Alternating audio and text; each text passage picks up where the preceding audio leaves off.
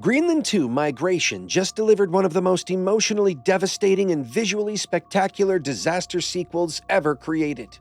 Set 5 years after the Clark meteorite, the Garrity family's survival shows how hope endures, even when civilization hangs by a thread. We're about to take you through every crucial moment of the Garrity family's desperate migration, from the safety of their Greenland bunker to the promised land of the French crater.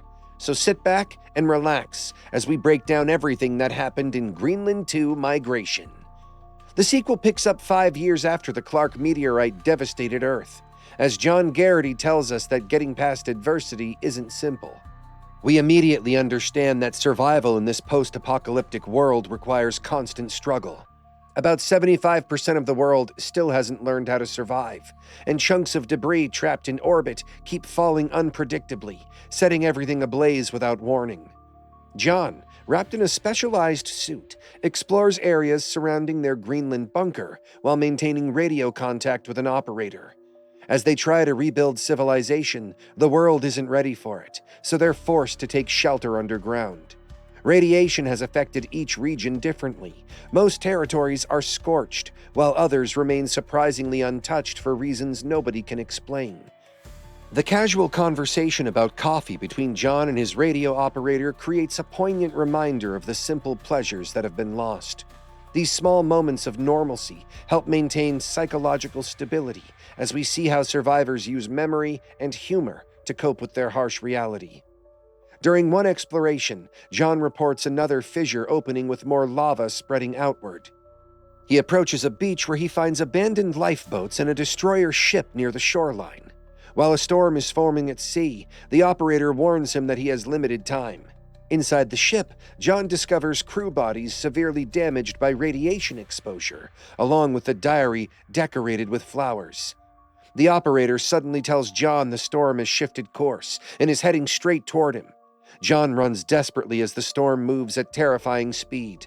As the gates start opening when the storm is dangerously close, it looks like he won't make it, but he manages to get inside with help from others who seal the doors behind him.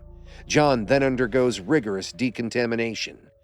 Meanwhile, Allison participates in bunker leadership meetings, where they discuss operating with bare minimum resources. Seeing that they've recorded only a 4% reduction in columbium levels over 3 months, there's slow improvement, but they might be able to go outside and start planting within a year. Canada and much of the United States have been lost.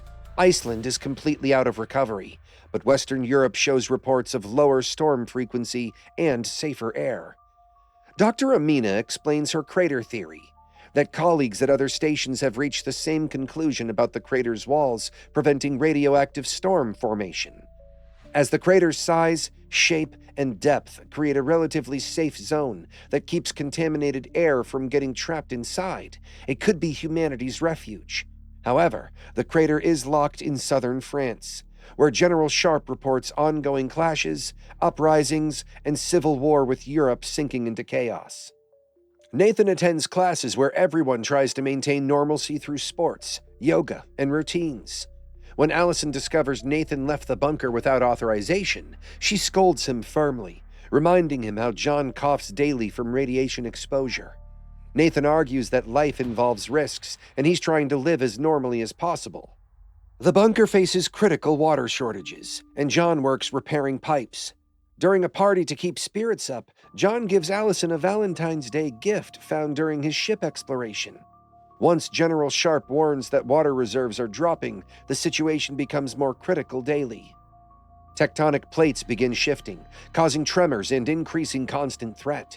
At leadership meetings, Dr. Amina reports intense geological activity. After they discover cracks in the bunker structure, their safe haven transforms into another danger source. A violent earthquake rocks the complex, causing ceiling chunks to break loose and a concrete slab to hit John. The place plunges into chaos with countless injured and thick dust clouds. While John gets back on his feet and finds Allison, they urgently search for Nathan. When they find him barely breathing, John tells Allison to grab only essentials, since they must leave before complete collapse. Nathan takes his insulin, John grabs oxygen masks, and they evacuate through John's alternate exit. All survivors desperately fight for lifeboat spots, shoving and pushing each other. As John sees his friend's oxygen mask ripped away, he runs to help, but someone snatches John's mask during the struggle. Holding his breath, John runs with his friend toward another lifeboat, where Nathan and Allison climb in first.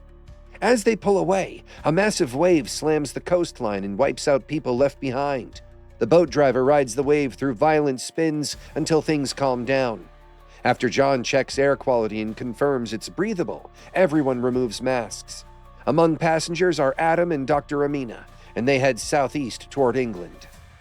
Days pass with barely a week of food and water left when the engine cuts out. While John fixes it after several tries, they continue, but fuel eventually runs out completely. They reach Liverpool, discovering an abandoned, partially underwater city. John measures radiation levels, finding them remarkably low. They explore for supplies, finding people living in the open who won't survive long. As they approach soldiers controlling bunker access and show their passes, they enter one at a time. When Adam's turn comes, he lacks his pass since it was ripped away during island chaos. The soldier feels threatened by the crowd and shoots Adam. If you're following this incredible survival journey and want to see how it concludes, make sure to hit that subscribe button and turn on notifications. We're covering every detail of their desperate migration. Chaos spreads when another radiation storm approaches. They encounter Obi, who agrees to drive them to London in exchange for John's watch. After Obi explains the world has become insanely dangerous, with people killing for food and radiation storms appearing without warning, they understand the stakes. His observation that people now kill for a single bite of food, while radiation storms can end lives in seconds, establishes the stakes for every decision.